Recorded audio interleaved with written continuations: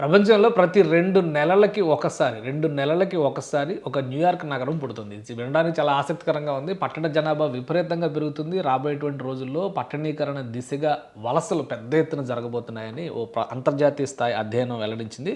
1975లో ప్రపంచ జనాభాలో 11% పట్టణాల్లో ఉంటే ప్రస్తుతం 24% పట్టణాల్లో ఉంది. 2100 నాటికి దాదాపు 100 కోట్ల మంది కేవలం పెద్ద పట్టణాల్లో, పెద్ద నగరాల్లో మాత్రమే ఉంటారని చెప్పి అంచనా వేస్తున్నారు. ప్రతి 2 నెలలకి ఒక న్యూయార్క్ నగరం కొత్తగా జతచేరుతుందని నేషనల్ అకాడమీ ఆఫ్ సైన్సెస్ ఒక అధ్యయనాన్ని చేసింది. అది ప్రకటించారు. 10 లక్షల కంటే ఎక్కువ జనాభా ఉన్న నగరాల్లో జనాభా 45 కోట్లకు చేరుకుంది. చిన్న నగరాలతో పోలిస్తే పెద్ద నగరాల్లో అభివృద్ధి ఎక్కువగా ఉంటుంది. ఉద్యోగాలు, ఆసుపత్రులు, విశ్వవిద్యాలయాలు, ఇతరత్ర అవకాశాలు ఇవన్నీ ఉండడం వలన ఈ నగరీకరణ అనేది శరవేగంగా సాగుతుంది అని చెప్తున్నారు అనమాట. 2100 నాటికి 38% మంది ఈ పట్టణాల్లోనే ఉండబోతున్నారు.